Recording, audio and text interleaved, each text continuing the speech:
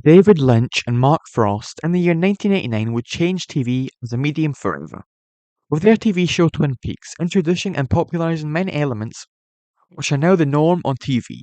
However, Lynch would, alongside Frost on one project, continue to make TV series/miniseries. However, none could live up to the hype and height of Twin Peaks, and thus they were cut short. There are three of them, however, and I would like to talk about them as they all vary in quality and are often forgotten part of Lynch as a filmmaker and artist. Which, whilst his primary focus was on film, he did often do strange stuff like TV and commercials.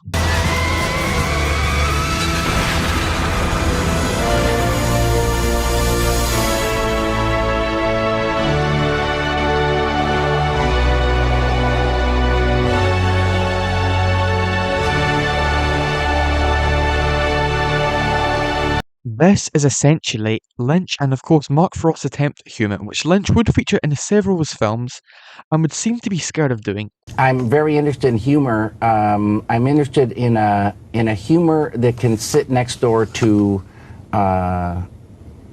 horror or fear or something more serious. And an out-and-out comedy, even though I've written them, I somehow keep myself from following through and doing it.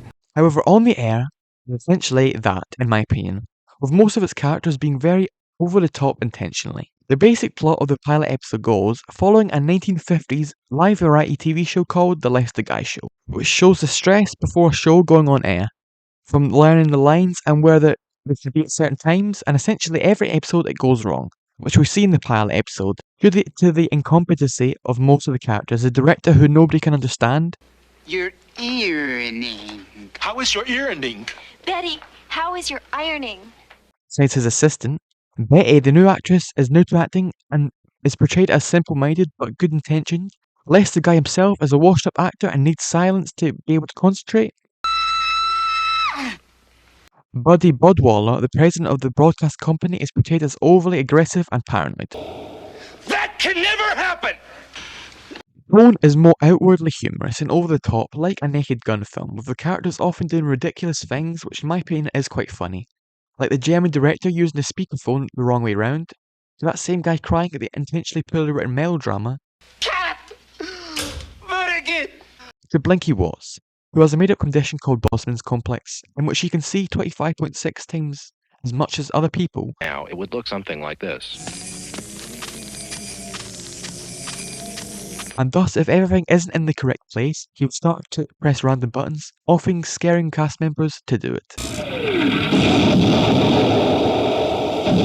Now, the rehearsals all went pretty much smoothly. However, it's a total disaster. Props falling, Mr. Zablotnik, the owner of the TV company, being so angry that he literally breathes flames through the TV hotline.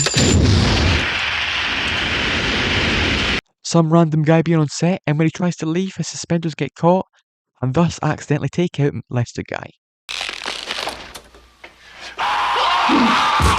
The wrong music cues and sound effects, the camera falling over, thus filming sideways. Despite that, due to Betty calling it audible and singing a song, it led to the show being successful, and thus ending with the line, Wahoof oo het in Huns. which the show was trying to communicate the idea that people just want to be entertained, and thus they'll watch whatever's on TV, no matter how dumb it is. Which the show communicates effectively on in the pilot episode, which is the show's best episode, however, and after never really lives up to the promise and quality of the first episode, leading to only 3 episodes airing in America, out of a possible 7, and thus cancelled. However, it is an interesting watch to see what David Lynch's sitcom would look like. The next David Lynch show would be a 3-part miniseries called Hotel Room, which is exactly what it says on the tin. 3 different stories that take place in a hotel, the first and last being the best, the second having nothing to do with Lynch himself.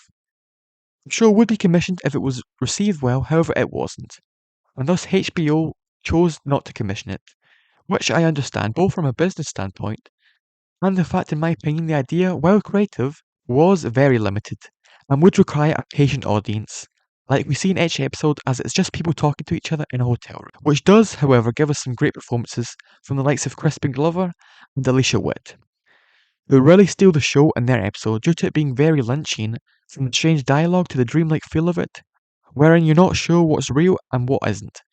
The episode slowly but surely revealing the fact that they had a child who drowned, and thus could be the reason they are the way that they are, and thus the reason their room is dark, the light of their life being taken away from them.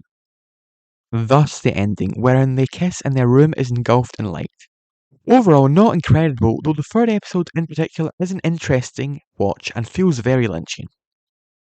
Lastly is Lynch's web series Dumbland, which is definitely the most interesting as it was entirely written, edited, drawn, and scored by Lynch himself, and is a nonsensical cartoon wherein a white trash man deals with his peculiar life. From his high energy son that is aptly named Sparky, to his wife, who isn't named. The last episode even being a parody of Lynch's life in the 90s where he tried to become a music producer. Now the show's humour feels very similar to a show like Smiling Friends. A very crude, out there sense of humour, thus Dumbland being called the angriest cartoon in the world. For due to its short length, it never feels overindulgent, best episode in my opinion being episode 5, in which a man breaks through Randy, the main protagonist's garden, and his son energetically begs his dad to get the stick out from his mouth, which he attempts to do. The man with the stick caught in his mouth! Where's the man with the stick caught in his mouth? Which eventually leads to him poking out the man's eye and breaking his neck, and thus eventually getting the stick out of the man's mouth, which the man, now severely mutated, runs away but is ran over Randy, angered by the guy not thanking him, despite Randy ruining his life via breaking his neck and poking out his eye. Apart from that, there's not much else to it. However, it is certainly a morbidly interesting watch, and is never cruel to the point of wanting to switch it off, due to the animation quality, or lack thereof, and the short length of each episode. So yeah, there was the weird world of David Lynch's forgotten TV shows. They range from wacky humour to almost disturbing, and some being very poor. However, they are interesting watches, no doubt, and overall add to the mystique and legacy of David Lynch as a filmmaker.